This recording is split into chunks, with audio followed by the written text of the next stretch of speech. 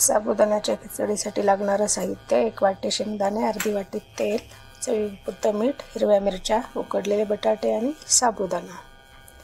साबुदाणे मी रात्रीच भिजवून ठेवले होते, म्हणजे छान भिजतात.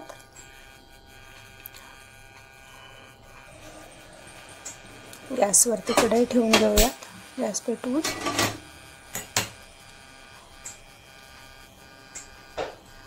त्यामध्ये 1 वाटी शेंगदाणे भाजून घेऊया. शेंगदाणे छान असे भाजून घ्यायचे आहेत मध्यम गॅसवरती. शेंगदाणे आपले छान असे भाजून झालेले आहेत.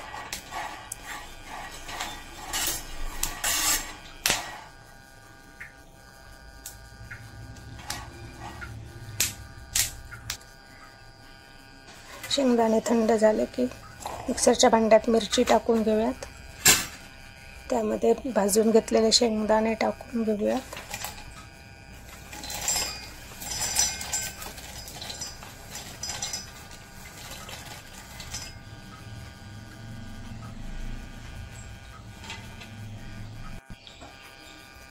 शेंगदाणे आणि मिरची बारीक वाटून घेऊयात मिक्सरमधून.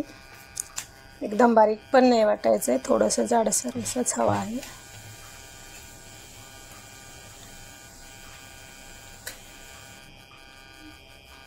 दोन बटाटे उकडून घेतलेले मी ते सोलून घेते.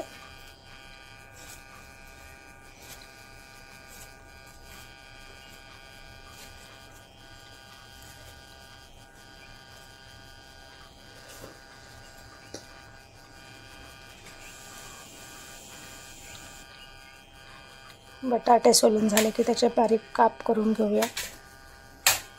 आडवे तिडवे केले तरी चालतात.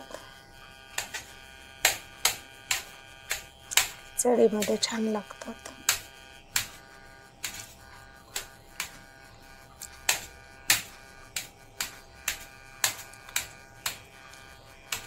आपला बटाटा कापून झालेला आहे. गॅस पेटवून घेऊयात. कढईमध्ये तेल घालून घेऊयात.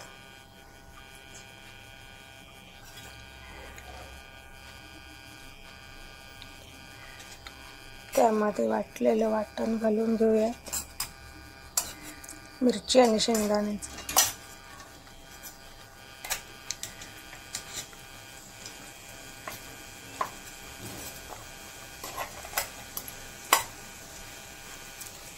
गॅस बारीकच ठेवायचा आहे.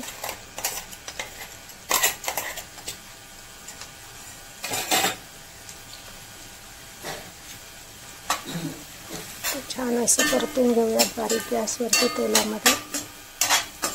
मिरचीचा कच्चेपणा आणि तिखटपणा कमी होतो आणि खिचडीला चवही छान येते. छान असं परतून झालं की त्यामध्ये उकडलेला बटाटा घालून घेऊया.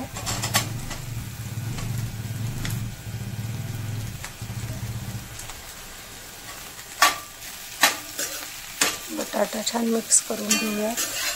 थोडासा परतून घ्यायचा आहे त्याच्यामध्ये.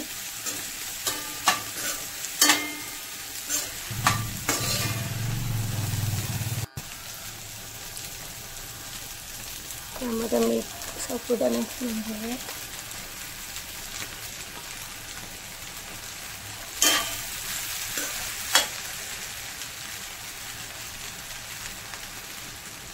मीठ घालून घेऊयात.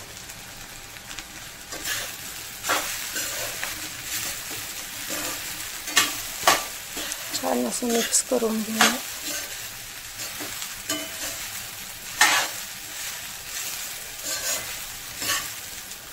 व्यवस्थित मिक्स करून घ्यायचं आहे.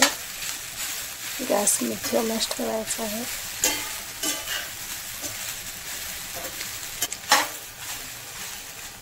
छान मिक्स करून झालेला आहे साबुदाणा, शेंगदाणे, बटाटा सर्व काही.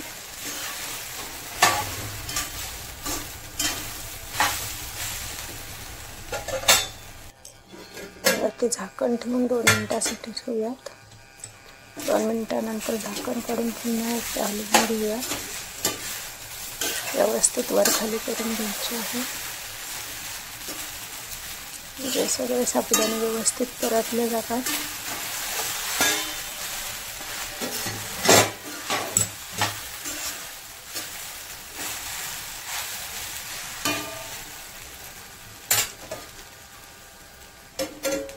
पुन्हा झाकण ठेवून घेऊयात.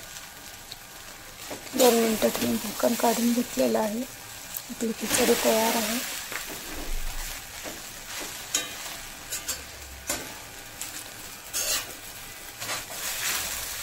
बघू शकता एकदम छान अशी मऊ खिचडी झालेली आहे.